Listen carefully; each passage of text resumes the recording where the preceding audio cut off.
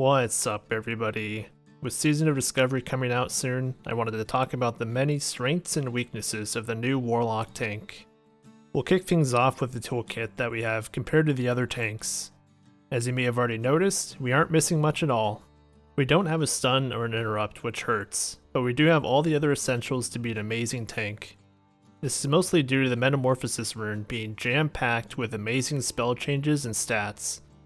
The big important stats for the meta rune include a whopping 500% increased armor, 6% crit reduction, and a plus 50% passive threat multiplier. And the cherry on top being 100% increased mana from life tap, so that we don't have to tap as often, and we can fill our rotation with more threat generating abilities. Searing Pain will become instant cast and cause a pretty solid amount of threat, especially with spell power scaling.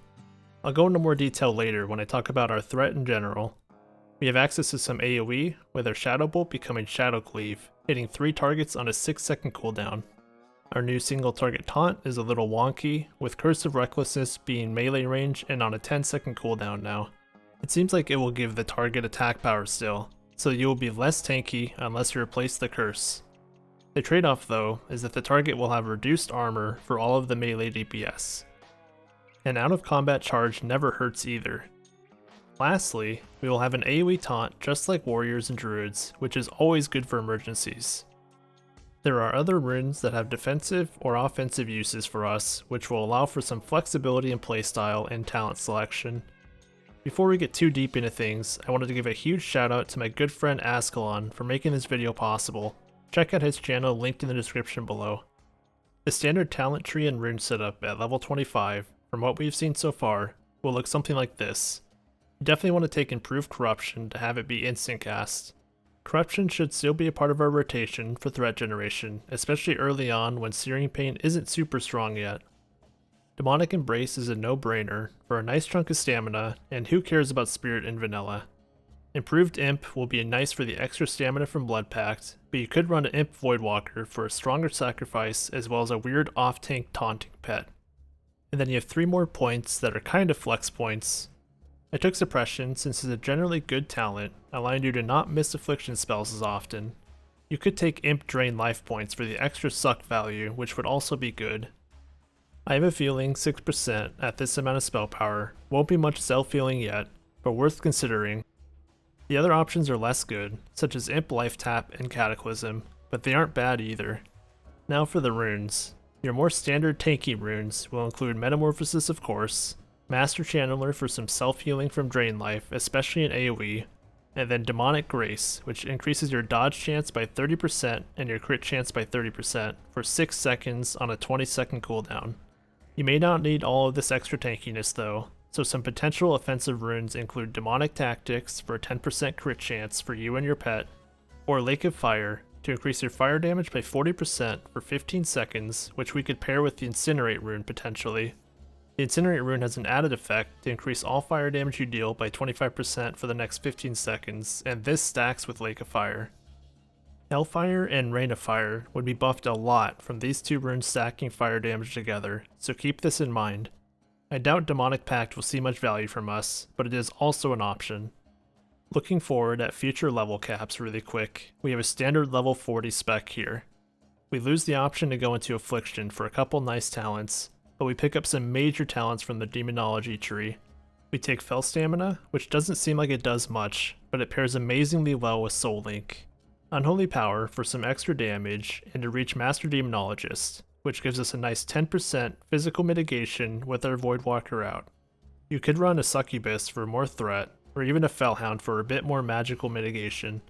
And lastly, we shoot down for Soul Link, a massive 30% damage reduction from yourself being redirected to your pet so long as they are alive, not to mention an extra 3% damage for ourselves and our pet. At the next level cap of level 50, we would take some Affliction talents again, namely Improved Corruption and likely Improved Drain Life if you are running Master Channeler rune, or Suppression if you're not. And lastly at level 60, we will take Suppression and Improved Life Tap. The last 3 points are flex points for the most part. You could take Cataclysm, Imp Spellstone, Imp Hellstone, etc. Moving on to the gear setups. We know that there will be new gear based on what Blizzard has already shown us with some of the BFD loot, but some theory crafting with items that we know exist was done by Askalon. Thank you again. This is an example level 25 gear set without any of the new gear. Just a ton of good stats like stamina and high base armor. Intellect is still nice for our mana pool, and then agility is okay for some extra armor. An example level 60 gear set is this one, which makes heavy use of high armored cloth items. Don't forget that there are bound to be countless new items added in to allow for more viable cloth tanking pieces. But with this set self-buffed, we can reach armor values of over 12,000, which is about 62% physical mitigation. With raid buffs, we can reach 16,000 armor, or 69% physical mitigation. Nice. And with inspiration from a priest or chamois, we will nearly hit armor cap. The value gain from armor will definitely lower as we reach these insane values, so be on the lookout for flex spell power, spell hit, or spell crit pieces to replace unneeded defensive items. We will likely be crying about bag space even more due to the amount of gear options we will have on top of our addiction to soul shards. I discussed a lot about armor, but what about our magical mitigation? Thankfully due to Soul Link, we have the best overall magic mitigation compared to the other tanks currently, barring any future runes. Some other niche magical mitigation options we have are Spellstone and Shadow Ward for shadow damage specifically. Alright, enough about our tankiness. Let's talk about our threat generation. Prepare yourself for a ton of numbers. We'll start with Searing Pain. We just barely missed rank 2 at level 25, so at rank 1 it will be doing about 85 threat per second, or TPS. This is obtained using this calculation. This will be a tad worse than Sunder Armor, especially because Warrior will have access to rank 2 Sunder, as well as Devastate to add on to this. At level 60, we will have more access to some spell power.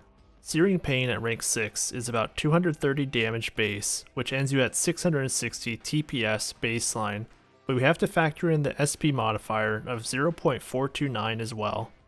Doing the calculation with a conservative 300 spell power factored in, we reach about 700 TPS total. This is comparable to Deep Prot Warrior TPS on Sunder and Revenge if memory serves correctly. We have some amazing spells such as Corruption rank 3 at level 25, which ends up being a measly 18.5 or so TPS, but over the course of the dot, it will end up being 333 total threat, which is pretty solid. At level 60 with 300 spell power, this will increase to 96 TPS and 1729 total threat. Drain Life rank 2 at level 25 is 25.5 TPS and about 383 total threat, and at level 60 with 300 spell power, you are looking at 156 TPS and 2340 total threat. Shadowcleave rank 4 at level 25 will be 49 threat per target, and at level 60 it will be 248 threat per target. Suffice to say, we will be fine when it comes to threat. These calculations do not include crits either, which we'll be having a lot of, with Demonic Race being up quite often.